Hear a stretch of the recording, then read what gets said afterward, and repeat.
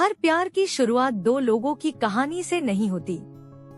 कभी कभी उसकी शुरुआत सिर्फ एक सवाल से होती है। एक ऐसा सवाल जो हमें सोचने पर मजबूर कर देता है कि आखिर प्यार होता कैसे है।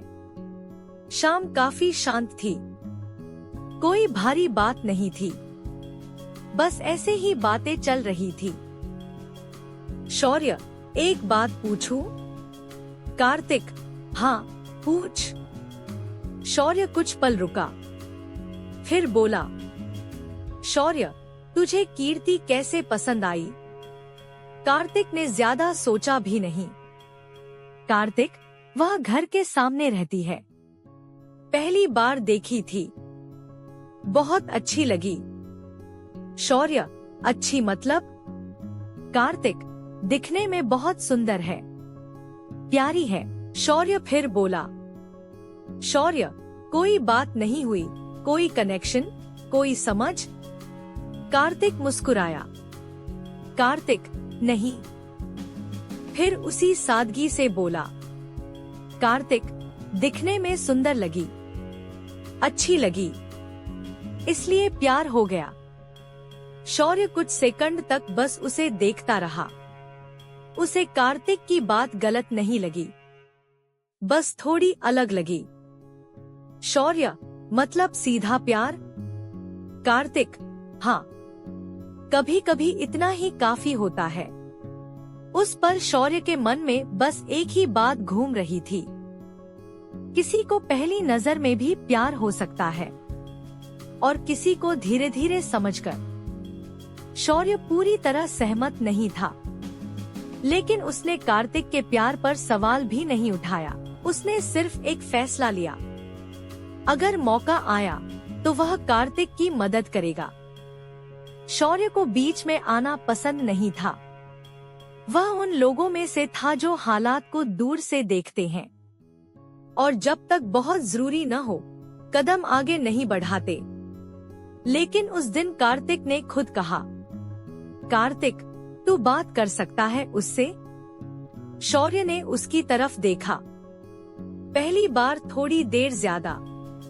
कार्तिक की आवाज में कोई शिकायत नहीं थी, कोई गुस्सा नहीं था, बस थकान थी। कार्तिक, मैं जोर नहीं डालना चाहता, पर शायद वो तेरी बात सुन ले। शौर्य समझ गया कि कार्तिक ऐसा क्यों कह रहा है, क्योंकि कार्तिक अब सच में पीछे हट चुका था। यह मदद मांगना किसी अधिकार से नहीं, भरोसे से निकला था। शौर्य ने तुरंत जवाब नहीं दिया। उसके अंदर एक साथ कई बातें चल रही थी, परिवार, जिम्मेदारी, और यह डर कि कहीं वह किसी की जगह न ले ले। कुछ देर बाद शौर्य बोला, शौर्य, मैं उसकी तरफ से बात नहीं कर सकता। कार्तिक ने सिर हिला दिया। कार्तिक, मुझे पता है। शौर्य, मैं बस उसे समझा सकता हूँ। कोई प्रेशर नहीं, कोई प्रॉमिस नहीं।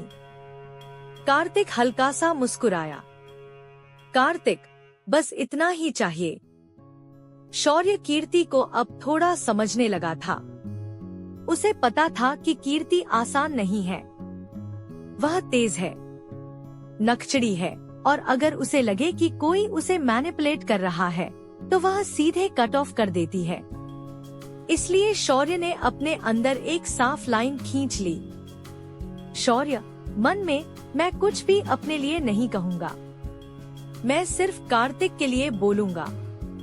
उसे नहीं पता था कि यही फैसला आगे चलकर सबसे ज्यादा उलझन पैदा करेगा। उस शाम कोई बात नहीं हुई, कोई मैसेज नहीं गया, कोई प्लान नहीं बना, बस एक फैसला हुआ, शौर्य बीच में आएगा, क्योंकि कार्तिक ने कहा है। और शौर्य कभी ना कहना सीख ही नहीं पाया। कुछ फैसले उस वक्त सही लगते हैं जब हम उन्हें सिर्फ एक तरफ से देखते हैं, और कुछ गलतियां तभी शुरू होती हैं जब नीयत पूरी तरह साफ होती है। शौर्य ने सिर्फ मदद करने का फैसला किया था, लेकिन उसे नहीं पता था कि कभी कभी सबसे बड़ी उलझन गलत इरादों से नहीं, सही इरादों से शुरू होती है।